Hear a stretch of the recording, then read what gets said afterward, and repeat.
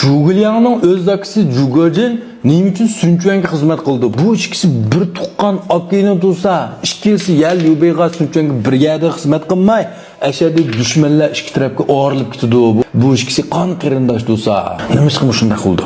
Nasba mazmun qiziqadigan do'stlar, buni go'nji qo'yib, birdan yaxshi jurgonlarni bir bitib, davomini diqqat qilinglar. Amaliyotda bu yerga 3 parchalik haqida qilsani tafsiliy tadqiq qilib ko'rib baqsanglar, butkul 3 parchalik haqida qilsam, shu urug' tuqqanlarning jingichu. Masalan, bu yerga Zhangfei, Zhangyidan hammalar bilsizlar. Bu Zhangfeining xotini Shahujin, ya'ni Cao Caoning inisi bu yerga Shahuyanning qizi. Ya'ni bu yerga Shahuyan Zhangfeining qaynotasi bo'ldi, qaranglar. Endi bu Zhangfeidan 2 qiz tug'di.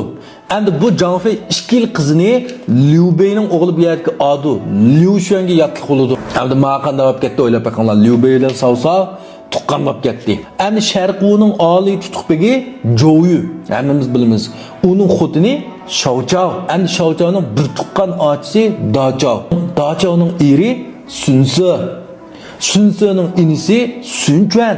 Sun Quanning singlisi Sun Shangshang. Sun Shangshangning eri Liu Bei. Kim Chubeyjanga oyoqlashgandan keyin Sun Shangshangni Liu Bei xotinlik qiladi. Undan qaranglar, bu yerda Sun Quan bilan Liu Beining, Sun Quan bilan Zhouyuning, Zhouyu bilan Liu Beining munosabati qanday qolib ketdi? Bu uchi amaldorlikni tashlasa, birsi-birsini nim deb chaqirish kerak endi bu yerda. Endi bu yerda yana Cao Cao bilan Sun Quanning munosabati yo'q o'xshaydi deb qolmanglar. Cao Caoning jiyan qizi Sun Quanning inisining xotini. Ma'niga bergan, yotliq qilib bergan. Endi bu yerda Zhugeliyangni bilsizlar. Zhugeliyangning qaynotasi Huang Aqsoqol. Bu Huang Aqsoqol bilan bu yerdagi Jingzhoudagi Liu Biao baji munosabatda ma'shikisi urug' tuqqan, ham yaqin og'ini bo'lishgan. Endi bu yerdagi Cao Cao yangi parchalikda birisi chiqibdi. 3 qizini biraqlab bu yerdagi Qoqonga, Xanshandiga 3 qizini biraqlab yotliq qilib turdi.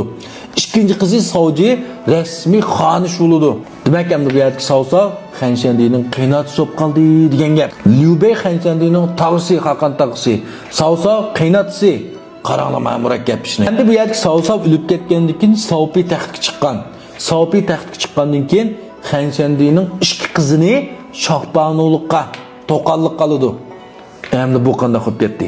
Xanshandining qaynotasi Cao Cao, Cao Caoning bolasi Saopi, Saopining qaynotasi Xanshandi. Ajoyib murakkab mashchu. Endi yana bu asarga qarasak, bu yerga Ma Chao, Liu Beining 5 yil o'sganidan bo'lgandan keyin Ma Chaoning singlisi Zhouyunga tegdi. Zhouyun Ma Chaoning singlisini kichik xotinlik qildi.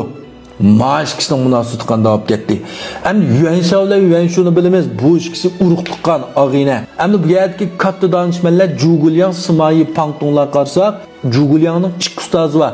Birisi Sima Hui, ya'ni Shuyjing taqdir shu, ya'ni kapib turdigan. Endi bu odamning o'zining ismi Sima Hui. Bu Sima Yining tog'isi bo'ldi, qaranglar. Mandaq Sima jamiyatidan chiqqan eng katta donishman asli Mao. Ham bu Sima Yi'ga ta'lim bergan.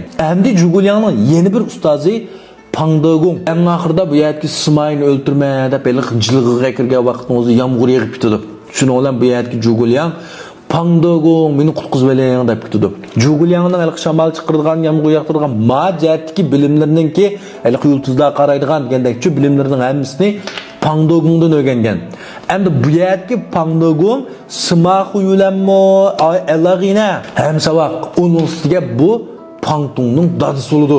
Qaranglar, ma 3 danishmanning yaqin munosabati bor. Endi bu yerda Zhugeliyangning inisi Zhugeliyangning qizi Sima Yining o'g'li Sima Shinga tegdi. Mandaq murakkab bir tuqqandochilik masalasi bor ma asarda-chu. Amaliyotda tafsiliy o'ylab kelsanglar, bu Zhugeliyangninki tog'isi Sun Quan xizmat qilib qo'yganlar ish yo'q.